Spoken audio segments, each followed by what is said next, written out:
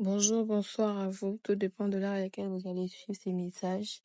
J'espère que vous allez bien. Moi, ça va très bien par la grâce de Dieu.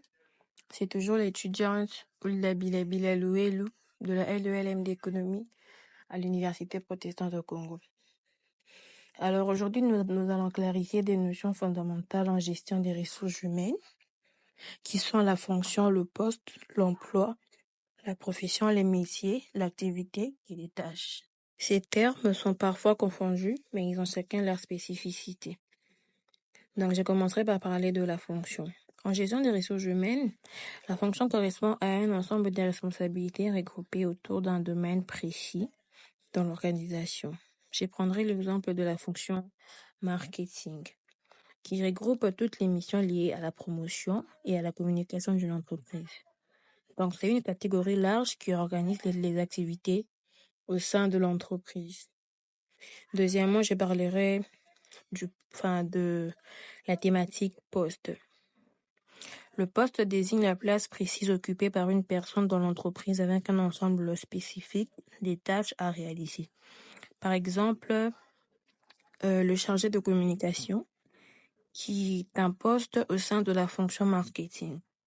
Donc, chaque poste a ses propres missions définies. Troisièmement, je parlerai de l'emploi. L'emploi est un groupe de postes similaires qui nécessitent les mêmes compétences et responsabilités. Toujours un exemple, tous les postes de commercial. Dans différentes entreprises ou départements font partie de l'emploi commercial. C'est une catégorie professionnelle plus large que les postes. Quatrièmement, il y a la profession. La profession est une activité exercée régulièrement et reconnue par une qualification ou un diplôme. Elle englobe plusieurs emplois similaires au niveau national et international. Par exemple, la profession d'enseignant regroupe différentes fonctions comme professeur des écoles ou professeur du... Cinquièmement, je vais parler de métier. Le métier met l'accent sur le savoir-faire et l'expérience pratique nécessaire pour exercer une activité. Il se rapproche aussi de la profession, mais insiste davantage sur les compétences techniques spécifiques. Par exemple, les métiers de plombier nécessitent de compétences manuelles précises acquises par la pratique. 6. Il y a l'activité. L'activité correspond à ce que fait effectivement une personne dans son travail. Ça, au moins, c'est simple. C'est l'activité des actions réalisées pour atteindre un objectif professionnel.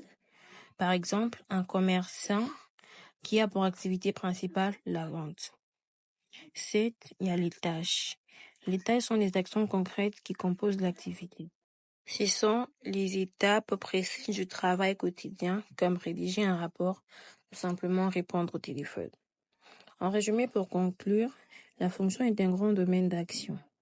Les postes et la place précise dans ces domaines.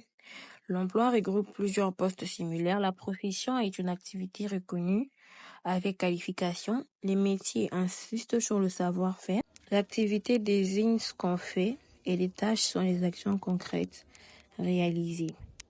Merci pour votre attention. À la prochaine épisode.